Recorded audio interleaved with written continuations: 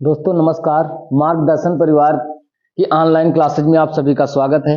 मैं शैलेंद्र आप लोगों को रीजनिंग के अंतर्गत रैंकिंग टेस्ट के विषय में चर्चा कर रहे थे। आज उसका तीसरा टाइप है। आइए तीसरे टाइप को देखते हैं। इसमें क्वेश्चन कह रहा है कि एक पंक्ति में सोहन पीछे से 7वें स्थान पर है, जबकि एक पंक्ति में मोहन पीछे से 7वें स्थान पर है। सॉरी, मोहन है, यहाँ पर मोहन पीछे से 7वें स्थान पर है, जबकि सोहन आगे से 6वें स्थान पर है। राम इन दोनों के बीच में खड़ा है, तो लड़कों की न्यूनतम संख्या ज्ञात करो। आइए इसको देखते हैं। लड़कों की न्यूनतम संख्या, अगर अधिकतम संख्या कहता तो हम दोनों को क्रॉस ना कराते, दोनों को स्थान मतलब ये 7वें स्थान पर है और एक दूसरा 6वें स्थान पर है, तो इसको क्या करते, हम दोनों को जोड़ लेते। जोड़ने के बाद हम बता सकते थे, उनके बीच में जो लोग हैं उनको भी बैठा सकते थे, ठीक है। लेकिन इस पर पूछा है आपसे कि कम से कम संख्या बताइए, कम से कम संख्या। चलिए आइए इसको भी बैठाते हैं। मोहन पीछे से 7वें स्थान पर है, कहने का मतलब मोहन यहाँ पीछे से 7वें स्थान पर है, 7वां स्थान है और मोहन बैठा हुआ है। और आगे फिर कहा गया है, जबकि सोहन आगे से 6वें स्थान पर है, तो सोहन इस तरफ से यहां कहीं पर एक दूसरे को क्रॉस किया गया। कहने का मतलब पिछली क्लास में हम चर्चा कर चुके हैं, यदि आपसे कहा जाए न्यूनतम संख्या की, तो जाहिर सी बात है उस पंक्ति में एक दूसरे को जरूर क्रॉस किए होंगे। तो यहां पर आ जाएगा आपका सोहन। ये सोहन जो है ऊपर से किस स्थान पर है, 6वें स्थान पर है, ऊपर से 6वें स्थान पर है। और आपसे इसमें बोला गया कि सोहन राम इन दोनों के बीच में खड़ा है, राम इन दोनों के बीच में खड़ा है। कहने का मतलब जितने लोग इधर होंगे उतने लोग मतलब जितने लोग इस सोहन की तरफ से इधर होंगे उतने ही लोग मोहन की तरफ से होंगे, और बीचों बीच में वो बैठा है। आया समझ में? तो आप ये सोच सकते हैं, कहने का मतलब है अगर बीचों बीच में बैठा देंगे तो एक ही लोग को आप बैठाएंगे, ठीक है।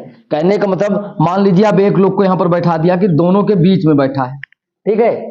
तो देखिएगा मोहन जो है इधर से 7वें स्थान पर है। ये हो गया कौन सा स्थान, ये 7वां, ये 6वां है। और ये कौन सा है, 5वां। समझिएगा बात, देखिएगा ये यहां से जो है ये पूरा इधर 7वां है, बात समझिएगा। ये ऊपर 7वां है और 7 के पीछे जब हम आएंगे तो कौन सा हो जाएगा, 6वां। और इधर से ये कौन हो जाएगा, 5वां, ठीक है। तो समझ जाइएगा एक ओर से, अब यह 5वां स्थान मान लीजिएगा, यहां पर ये 5 लोग, इसके पीछे कितने लोग हैं, 4 लोग हैं, 4 लोग, ये 5वां है, ठीक है।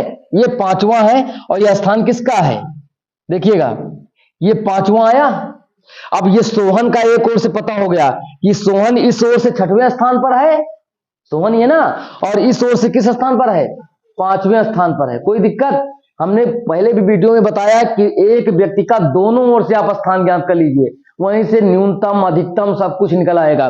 तो कहने का मतलब अब सोहन एक ओर से तो 6वें स्थान पर है ही है, और एक ओर से किस स्थान पर हो गया, 5वें स्थान पर हो गया, ठीक है।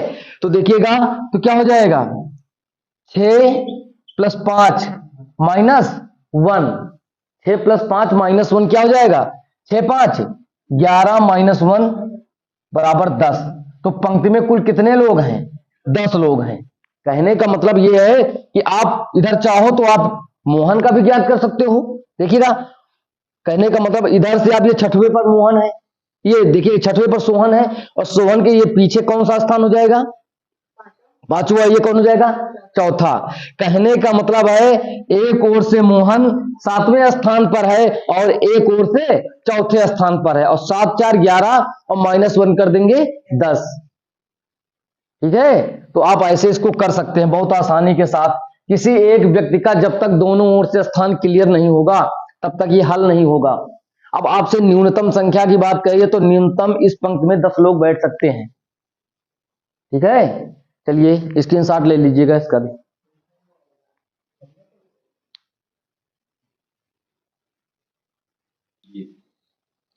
आइए क्वेश्चन और है आप लोगों के सामने कह रहा है एक पंक्ति में ए और बी के मध्य 6 लड़के हैं तथा पंक्ति में ए सबसे पहला लड़का है, बी तथा सी के मध्य में 3 लड़के हैं। यदि सी के पश्चात 12 लड़के हैं, 12 लड़के हों तो पंक्ति में कम से कम कितने लड़के हैं। आपसे सबसे न्यूनतम संख्या बतानी है कि कितने लड़के बैठ सकते हैं। आपके पास एक डाटा दिया गया है और पंक्ति में ए और बी के मध्य 6 लड़के हैं। चलिएगा जो कहे उसको हम बैठाते चलेंगे। चलिएगा एक लाइन खींच लेते हैं और कह रहा है ए और बी के मध्य में कितने लोग हैं? 6 लोग हैं। इस बीच में कितने लोग हैं? 6 लोग हैं। कहने का मतलब है 6 लोग हैं। एक 7वां हो जाएगा और बी कौन हो जाएगा? 8वां। कहने का मतलब अगर पूछा जाए इस पंक्ति में अभी तक कितने लोग हैं? 8 लोग हैं। ठीक है, आगे बोल रहा है तथा पंक्ति में सबसे पहला लड़का, एक पंक्ति में सबसे पहला लड़का है। बहुत बढ़िया, आपने इसे बनाया, ये पहला लड़का ही है, बिल्कुल कोई दिक्कत नहीं है। आगे बोला है बी तथा सी के मध्य में 3 लड़के हैं। बी और सी के मध्य में 3 लड़के हैं। ठीक है, बी और सी के मध्य में 3 लड़के हैं और अभी बी का स्थान नहीं बोला गया है। ठीक, बी आगे भी हो सकता है और पीछे भी हो सकता है। ठीक है, तो देखिएगा, तो न्यूनतम संख्या पूछा है तो कम से कम पूछा है तो इसको हम पहले बैठाएंगे। एक बार पहले बैठा के ट्राई करेंगे, एक बार दोबारा और ऑप्शन से मैच कराएंगे। चलिएगा, और बी और सी के मध्य में 3 लड़के, यहां पर कहीं पर देखिएगा सी होगा, सी को हम बैठा देते हैं। ठीक, सी को हमने बैठा दिया। बी और सी के मध्य में कितने लड़के हैं? 3 लड़के हैं। तो 1 2 3 लड़के। ठीक है, कोई दिक्कत? और आगे फिर इसने बोला है यदि सी के पश्चात 12 लड़के हों, सी के पश्चात 12 लड़के हों तो देखिएगा सी के पश्चात 1 2 3 और ये किया 4 ये हो गए। और अभी 12 में कितने कम हैं? 8 कम है। तो इधर कितने लोग हो जाएंगे? 8 लोग। हमने बताया है कि कम से कम की जब बात कहे उस कंडीशन में प्रयास ये करिएगा कि इन लोगों के बीच में ही और क्रॉस करके ही हमें बैठाना है। तो आपसे अब पूछ रहा है पंक्ति में कम से कम लोगों की संख्या कितनी है। अगर सी को हम इस पार बैठा देते तो अधिकतम संख्या आ जाती। बात आई समझ में? अगर सी को हम इस बाहर बैठा देते, बी और सी के बीच में 3 लोग बैठा देते तो ये हमारी अधिकतम संख्या आ जाती। इसीलिए सी को हमने इसके अंदर बैठाया है, ये न्यूनतम संख्या हो गई। तो आप खुद काउंट कर सकते हैं। देखिएगा ए और बी के बीच में कितने लोग ऑलरेडी थे? 6 लोग थे। ठीक है, 6 लोग थे। ए हमारा 7वां हो गया था, बी हमारा 8वां हो गया था। ठीक है, 8 हो गए थे। और बी के इधर कितने लोग हैं? 8 लोग हैं। यहां से यहां के बीच में 8 लोग और इस तरफ 8 लोग, टोटल कितने लोग हो जाएंगे? 16 लोग हो जाएंगे। 8 + 8 बराबर 16 लोग। ये बात समझ में आई कि आप लोगों के नहीं? कहने का मतलब है अगर आपसे अधिकतम संख्या पूछता, यदि आपको सवाल थोड़ा सा बढ़ा देता, आपसे अधिकतम कहता तो देखिएगा अधिकतम लगा दीजिए और अधिकतम को भी देख सकते हैं। ठीक है, आपसे अधिकतम कहे तो ध्यान दीजिएगा ये हमारी न्यूनतम संख्या है, न्यूनतम संख्या है। अगर आपसे कभी कभार अधिकतम की बात करता है तो अधिकतम देख लीजिएगा, कुछ बढ़ाना नहीं है आपको। ए और बी के बीच में आपसे बोला है कितने लोग हैं? 6 लोग हैं।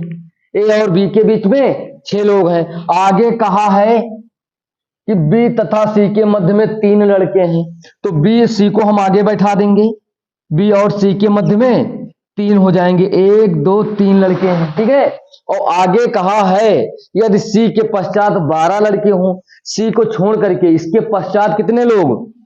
12 लोग। ठीक, सी के पश्चात इधर और 12 लोग हों यहां तक। ठीक है, तो आप समझिएगा ए और बी के मध्य में कितने लोग थे? 6। ठीक है, एक स्वयं ए, एक स्वयं बी, 6 2 8 और ये बीच वाले 3, 8 3 11, 11 1 12 और इधर ये 12 लोग ये हैं, तो टोटल 12 + 12 बराबर 24। कहने का मतलब है ये अधिकतम संख्या है, अधिकतम है। तो आपसे दोनों तरह से क्वेश्चन पूछ सकता है कि पंक्ति में अधिकतम कितने लोग बैठ सकते हैं और न्यूनतम कितने लोग बैठ सकते हैं। अधिकतम की बात कहे तो 24 लोग बैठेंगे और न्यूनतम की बात कहे तो 16 लोग बैठेंगे। बात आपकी समझ में आ गई होगी। तो चलिएगा स्क्रीनशॉट ले लीजिएगा, इसका भी बहुत बढ़िया क्वेश्चन है। चलिए एक क्वेश्चन और देखते हैं, उसी तरह का है, थोड़ा सा कॉन्सेप्ट और मजबूत हो जाए। कह रहा 18 कारों की एक पंक्ति में नीली कार सबसे निचले छोर पर है। कारों की एक पंक्ति में नीली कार सबसे निचले छोर पर है। पीली तथा नीली कार के मध्य 18 कारें हैं। लाल तथा नीली कार के मध्य 8 कारें हैं। यदि पीली कार के ऊपर 6 कारें हैं तो पंक्ति में कम से कम कितनी कारें हैं। इसमें भी वही कहा है, आप इनको कम से कम संख्या में आपको बताना है, और कम से कम संख्या के मतलब कम से कम उन्हीं में आपको गिनती मारनी है। कहने का मतलब ये आप पहले से ही अलर्ट हो जाइएगा कि जितना भी प्रयास हो सके जो बैठाया जाए, हो सके को अगर आपका कॉम्बिनेशन बन रहा है तो ये नीली कार सबसे निचले छोर पर तथा पीली तथा नीली कार के मध्य जो 18 कारें हैं, अगर यहां से आपका सारा कॉम्बिनेशन बन रहा है तो सारे कलर की कारें जो बताई गई हैं आपको इन्हीं 18 में से भी आप कर सकते हैं, अगर कॉम्बिनेशन क्वेश्चन का बन रहा है तो। अगर नहीं बन रहा है तो चलिए आइए फिर से उसको बनाते हैं। कह रहा है नीली कार सबसे निचले छोर पर है, तो बना दीजिएगा, ये कारों की पंक्तियां हैं और निचली कार जो है नीली कार, यहां पर नीली कार है, ये निचले छोर पर है, नीली कार है। चलिएगा नीली कार है और सबसे निचले छोर पर है। आगे बोला गया है पीली तथा नीली कार के मध्य 18 कारें हैं। कहने का मतलब ये नीली है, इसके ऊपर होगी पीली कार, यहां पर पीली बैठा दीजिएगा, पीली। नीली और पीली कार के मध्य कितनी कारें हैं? 18 कारें हैं। कहने का मतलब ये है 18 कारें तो ये है, पीली एक 19 हो गई और एक नीली 20 हो गई। अभी तक हमें कुल 20 कारें मिल गई हैं। आगे देखिएगा क्या कह रहा है, लाल तथा नीली कार के मध्य 8 कारें हैं। लाल तथा नीली, अबे तो ना हमें, हाँ नीली तो मिल गई है और लाल, बहुत बढ़िया, लाल तथा नीली कार के मध्य 8 कारें हैं। कहने का मतलब ये टोटल यहां पर 18 लोग हैं, 18 कारें, नीली और लाल, यहां पर कोई लाल है, नीली और लाल के मध्य कितनी कारें हैं? 8 कारें हैं, यहां पर 8 कारें हैं। ठीक है, 8 कारें हो गई। ये कह रहा है यदि पीली कार के ऊपर 6 कारें हैं, ये पीली कार है, इसके ऊपर कितनी कारें हैं? 6 कारें हैं। तो ठीक है, 6 कारें ये हो गई। तो आपको कुछ नहीं करना है, इनके बीच में कौन कितनी कारें हैं इससे हमें कोई लेना देना नहीं है।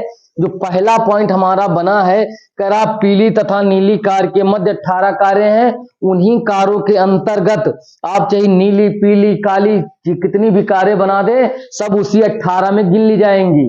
कहने का मतलब 18 में ही गिन ली जाएंगी। लास्ट पॉइंट जो बोला है यदि पीली कार के ऊपर 6 कारें हैं, तो इसके ऊपर आप देखिएगा पीली और नीली के मध्य जो कारें इन्हीं से बनेंगे। अब ये बोला पीली कार के ऊपर 6 कारें, तो इनको हम और बना लेंगे। कहने का मतलब 18 कारें पीली और नीली के मध्य में है, एक ये पीली कार है, एक ये नीली, तो 18 वो हो गई, 2 हो गई 20, और पीली के ऊपर 6 कारें और 20 6 26, न्यूनतम संख्या कितनी आ जाएगी?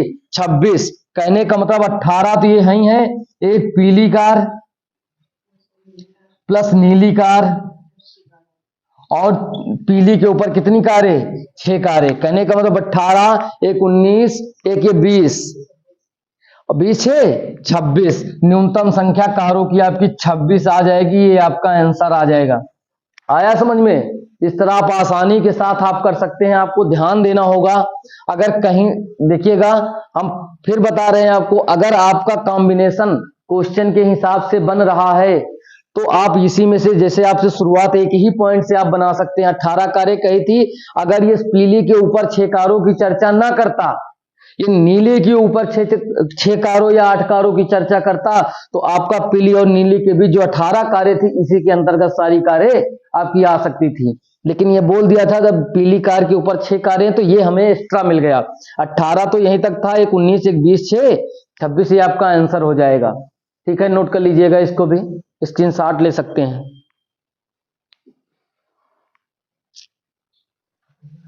आइएगा एक क्वेश्चन और देखते हैं, स्थान परिवर्तन का है।